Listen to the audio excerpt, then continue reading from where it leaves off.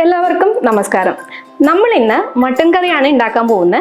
അപ്പോൾ അതെങ്ങനെയാണ് ഉണ്ടാക്കുന്നത് എന്നുള്ളത് നമുക്കൊന്ന് കാണാം. ആവശ്യമുള്ള സാധനങ്ങൾ: സവോള, തക്കാളി, 1/2 kg മട്ടൻ, പിന്നെ നമ്മുടെ ഈ തന്നം മസാല, മട്ടൻ മസാല മാത്രം മതി. ആദ്യം ആവശ്യത്തിനുള്ള എണ്ണ ഒഴിക്കുക.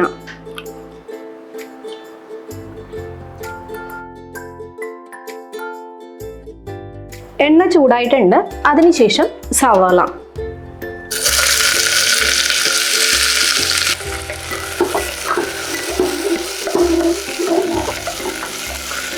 സവാള നല്ലോണം വഴറ്റിയിട്ടുണ്ട്. അതിനുശേഷം 2 തക്കാളി,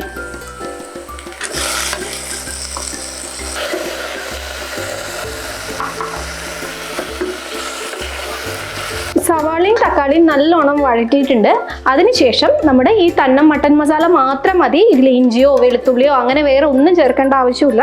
അപ്പോൾ 1/2 kg മട്ടണിന് 20 grams തന്നം മട്ടൻ മസാല, 20 grams മതിയാവും 1/2 kg ചെയ്യാൻ.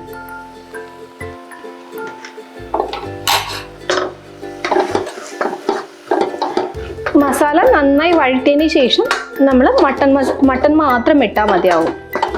നമ്മുടെ സവാളയും തക്കാളിയും നമ്മുടെ തന്നൻ മട്ടൻ മസാലയും എല്ലാം നന്നായി വഴറ്റിയിട്ടുണ്ട്. ഇതിൽ ഇഞ്ചിയോ വെളുത്തുള്ളിയോ അങ്ങനെ ഒന്നും ചേർക്കേണ്ട ആവശ്യമില്ല. അപ്പോൾ ഇനിയുള്ളത് നമുക്ക് 1/2 kg മട്ടൻ, അത് ചേർക്കാം.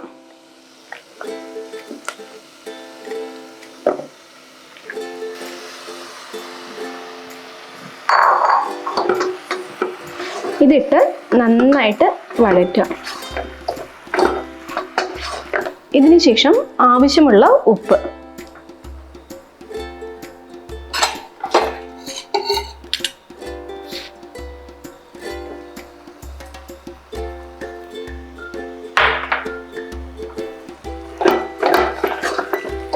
അതിനുശേഷം ആവശ്യമുള്ള വെള്ളം. ഇപ്പോൾ നമ്മുടെ ഈ തന്നം മട്ടൻ മസാല ഉപയോഗിച്ചിട്ട് മട്ടൻ തന്നെ ചെയ്യണമെന്നില്ല. മഷ്റൂം ചെയ്യുകയാണെങ്കിലും ശരി, നമ്മൾ ഉരുളക്കിഴങ്ങ് ഉപ്പേരി അങ്ങനത്തെ ഏത് ഉപ്പേരിയുടെ മേലെയും കുറച്ച് മേലെ ഇട്ട് കഴിഞ്ഞാൽ ആ മട്ടൻ്റെ ഫ്ലേവർ നിങ്ങൾക്ക് കിട്ടുന്നതായിരിക്കും. ഞാൻ ഇന്നിവിടെ തേങ്ങയോ അങ്ങനെ ഒന്നും അരച്ച് ചേർക്കുന്നില്ല. അങ്ങനെ കുറച്ചുകൂടെ ഗ്രേവി വേണം അങ്ങനെയുള്ളവർക്ക് നമുക്ക് ലാസ്റ്റ് വന്നിട്ട് തേങ്ങാപ്പാൽ അരച്ചൊഴിച്ചാലും നല്ല ടേസ്റ്റ് കിട്ടും, നല്ല ഫ്ലേവർ കിട്ടും. ആവശ്യത്തിനുള്ള വെള്ളം ഒഴിച്ചിട്ടുണ്ട്. അതിനുശേഷം നമ്മൾ കുക്കർ മൂടി വെച്ചിട്ട് ഒരു 7 to 8 വിസിൽ എടുത്തു കഴിഞ്ഞാൽ, എന്താ വെച്ചാൽ മട്ടൻ ആകുമ്പോൾ കുറച്ച് വേവ് കൂടുതൽ വേണം. അപ്പോൾ 7 to 8 വിസിൽ എടുത്തു കഴിഞ്ഞാൽ നിങ്ങൾക്ക് നല്ല രുചിയുള്ള മട്ടൻ ഗ്രേവി റെഡിയാവും.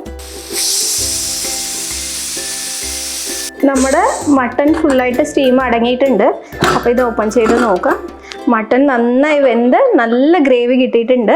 അപ്പോൾ തേങ്ങാപ്പാൽ ആവശ്യമുള്ളവർ ഈ സമയത്ത് തേങ്ങാപ്പാൽ ചേർത്തിയാൽ ഗ്രേവിക്ക് തിക്നെസ് ഉണ്ടാവും, ടേസ്റ്റ് നന്നായിട്ടുണ്ടാവും.